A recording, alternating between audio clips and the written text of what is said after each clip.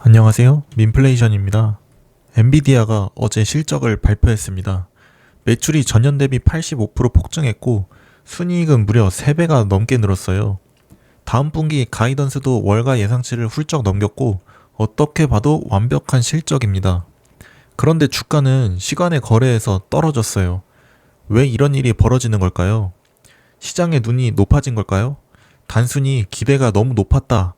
이런 말로 설명하기엔 뭔가 찝찝하고 부족합니다. 오늘 이 현상의 진짜 이유, 그리고 그 이유가 지금 시장 전체와 어떻게 연결되는지 하나의 흐름으로 짚어드릴게요. 먼저 엔비디아 실적부터 정확히 보겠습니다. 2027년 회계연도 1분기, 그러니까 올해 2월부터 4월까지의 매출이 816억 달러였습니다. 시장 예상치가 788억 달러였으니까 상당히 웃돈 거죠. 데이터 센터 매출만 752억 달러로 전년 대비 92% 성장했어요. 엔비디아는 다음 분기 매출 가이던스로 910억 달러를 제시했는데 월가 예상치 868억 달러를 훌쩍 넘는 숫자입니다. 숫자만 보면 흠잡을 데가 없어요. 그런데 한 가지 주목할 게 있는데 실적 발표 전에 월가 일부에서는 최대 960억 달러까지 예상했어요. 여기엔 곧 중국의 H200 칩 수출이 승인될 테니 중국 매출도 슬슬 반영되지 않겠냐는 기대가 포함돼 있었어요. 그런데 엔비디아가 중국 매출은 없다고 보고 910억 달러라고 못 박자 그 기대가 그대로 제거된 겁니다. 엔비디아가 제시한 910억 달러는 그 기준에서 보면 기대에 전혀 미치지 못한 것이고 결국 실적 발표 직후의 주가는 시간의 거래에서 하락했어요. 이게 일단 첫 번째 문제인데 좋은 실적인데 왜 빠졌느냐? 하지만 저는 이게 엔비디아의 자체의 문제가 아니라 지금 시장 전체가 처한 구조적인 상황을 반영하는 것이라고 봅니다.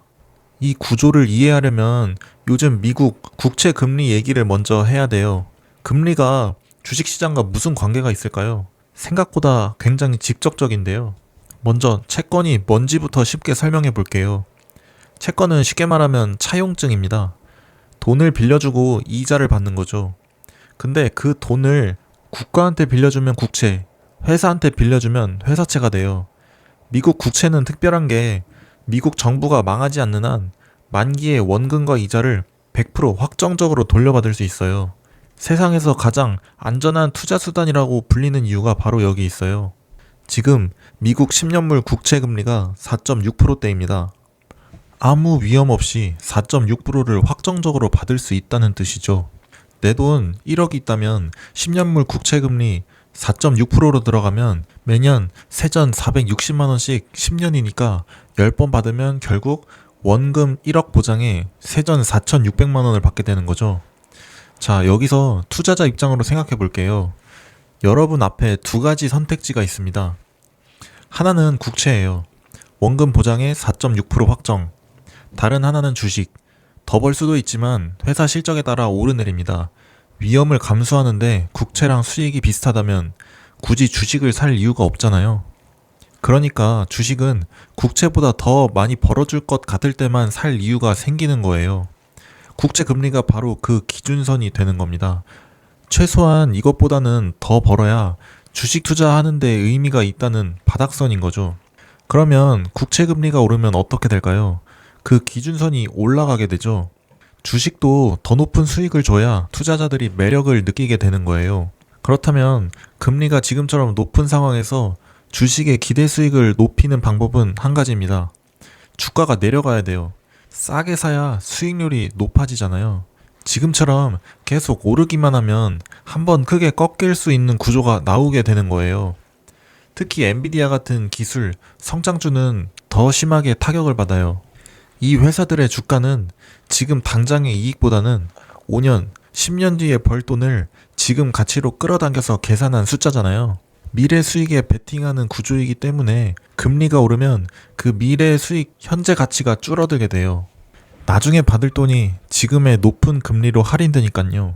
결국 국채금리 상승은 단순히 채권 시장만의 문제가 아니게 되는 거죠. 미래에 베팅한 모든 성장주의 가치를 직접적으로 끌어내리는 구조입니다. 그러면 지금 금리는 어떻냐? 지난 19일 미국 30년물 국채금리가 5.2%까지 치솟았어요. 19년 만에 최고치인데 10년물 국채금리도 4.67%였고요.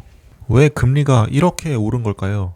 여기서 중동전쟁의 여파가 작용하는데, 중동전쟁으로 인해서 에너지 가격이 오르고, 에너지 가격이 오르면 물가 전체가 따라 올라가고 있죠. 브렌트유는 호르무즈 해협 봉쇄가 지속되는 상황에서 배럴당 평균 90달러가 가장 낙관적인 시나리오이고, 만약 이란과의 교착 상태가 더 길어질 경우에는 3분기에 130달러까지 상승할 수 있다는 전망도 나오고 있어요. 전쟁 이후에 난 똑같은 상황인데 90달러에서 130달러까지 폭이 왜 이렇게 클까요? 라고 한다면, 이번 중동전쟁 시작된 지 얼마 안 됐을 때 4에서 6주면 끝난다고 했어요. 그리고 각 나라별로 비축유도 있기 때문에 어느 정도 방어가 됐는데, 전쟁이 길어지고 비축유도 부족해지고 있으니까 원유 가격이 얼마든지 더 상승할 수 있는 거죠. 이게 계속 또 이어지는데, 유가가 오르면서 물가가 오르고 연준이 금리를 내리기 어려워졌잖아요. 그런데 지금은 한 발 더 나아가서 금리를 올려야 한다는 얘기까지 나오고 있죠. 이번에 4월 FOMC 의사록에서는 여러 의원들이 인플레이션이 목표를 상회하는 상황이 오랫동안 지속될 경우 일정 수준의 통화 긴축이 적절해질 것이라는 의견을 내놓았어요. 통화 긴축을 한다는 건 시장의 유동성을 감소시킬 것이고, 그렇게 되면 주식시장에 하방 압력을 넣는 이야기가 되는 거죠. 전쟁 전만 해도 금리를 내릴 줄 알고 시장이 환호하는 분위기였는데 3개월도 안 돼서 올릴 수도 있다는 신호가 나온 겁니다. 지금 미국 정부의 빚 규모 얘기도 한번 해볼게요. 현재 미국의 GDP 대비 정부 부채 비율은 약 120%가 넘었어요. 2007년 금융위기 당시가 60% 수준이었으니 약 2배 이상 올라간 거죠. 물론 당시와 경제 구조가 다르긴 하지만 빚이 훨씬 더 많아졌다는 건 팩트입니다. 그러면 빚이 많으면 어떻게 될까요? 정부는 그 빚을 메우기 위해서 국채를 계속 발행해야 됩니다. 쉽게 말하면 저 돈 빌려줄 분 있나요? 하면서 차용증을 시장에 계속 내놓는 거예요. 그런데 세상 모든 물건이 그렇듯이 공급이 늘어나면 가격이 떨어집니다. 국채도 똑같아요. 시장에 국채가 넘쳐나면 국채 가격이 내려가요. 여기서 중요한 게 하나 있는데, 채권은 이자 금액이 처음부터 고정되어 있어요. 100만원짜리 국채를 사면 금리가 5%니까 매년 5만원을 받기로 약속이 되어 있는 거죠. 그런데 공급이 넘쳐나서 100만원짜리 국채가 90만원에 거래된다고 해볼게요. 이자는 여전히 5만원이죠. 그러면 90만원을 내고 5만원을 받는 거니까 실질 금리는 5.5% 정도가 될 것 같아요. 국채 가격이 내려가면서 만기 시에 받는 돈이 더 많아지니 금리는 올라가게 되는 거죠.